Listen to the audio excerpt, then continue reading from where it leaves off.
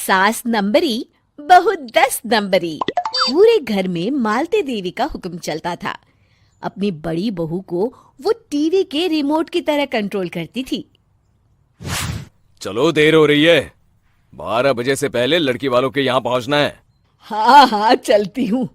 मैं तो भगवान से बस ये दुआ कर रही हूँ कि जिस तरह मेरी बड़ी बहू मेरी मुट्ठी में है, उसी तरह मेरी छोटी बहू भी मेरे इशारे पे नाचे।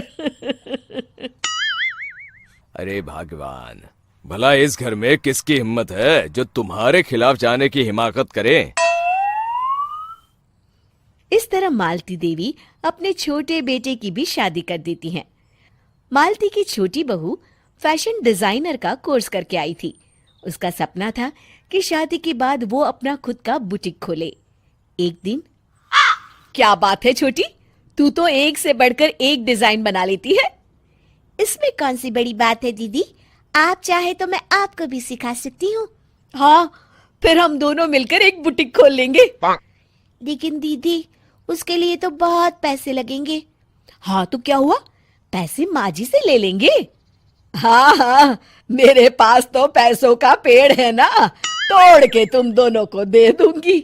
मेरी एक बात अच्छी तरह समझ लो, मैं तुम दोनों को एक ढेला भी नहीं देने वाली। बड़ी आई बुटीक खोलने वाली। ये आप क्या कह रही हैं माँ जी? आप हमारी मदद नहीं करेंगी तो कौन करेगा?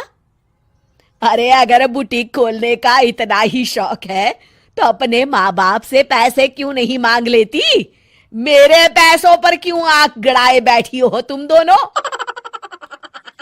इस तरह अपने इरादे स्पष्ट करके मालती देवी वहां से चली जाती है। अरे ये क्या दीदी, माँ जी तो साफ मुकर गई। अब हम क्या करेंगे? तू चिंता मत कर, बुटीक तो खुल के ही रहेगा। कहते हैं कि घी जब सीधी उंगली से नहीं निकलता तो उसे उंगली टेढ़ी करके निकालना चाहिए। माँ जी अपने आप को समझती क्या है? पूरी सोसाइटी जानती है कि माँ जी ने अपनी सास को घर से निकालकर उनकी दौलत पर कब्जा कर लिया है। हाँ दीदी, अब तो जैसे को तैसा करना पड़ेगा। फिर दोनों बहुएं मिलकर एक साजिश रचती हैं। एक दिन, अरे नालायक, जरा ठीक तरह से पैर दबा, बिल्कुल मजा नहीं आ रहा। खाने पीने में तो कोई कसर नहीं छोड़ती। तभी वहां बड़ी बहू हाथ में एक फॉर्म लेकर आती है।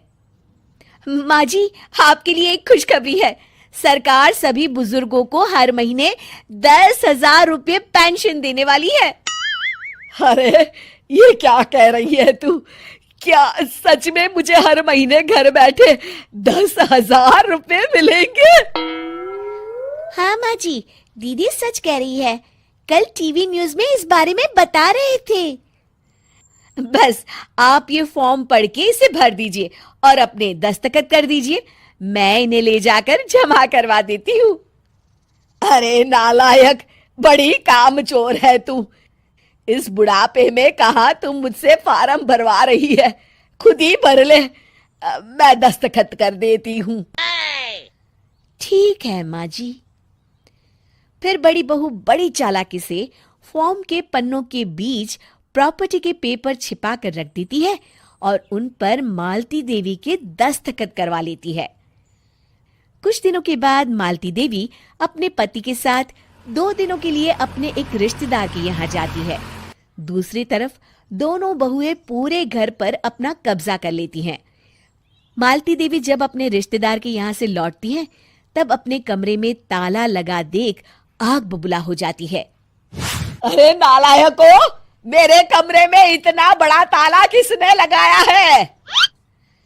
माँ जी, ये कमरा तो मैंने अपने बेटे रोहन को दे दिया है और आज से आप बाहर कोने में जो छोटा कमरा बना है ना, वहां रहेंगी।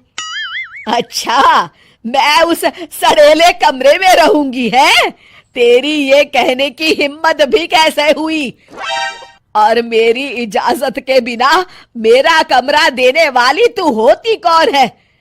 लगता है तू भूल गई, इस घर की मालकिन मैं हूं। तभी वहां छोटी बहू आती है। अरे माँ जी, आप इस घर की मालकिन नहीं है। अब इस घर की नई मालकिन हम दोनों बहुएं हैं। ये देखिए, इन प्रॉपर्टी के पेपर पर आप ही के दस्तखत है।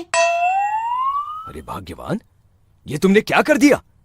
दस्तखत करने से पहले एक बार ठीक से पढ़ तो लेती।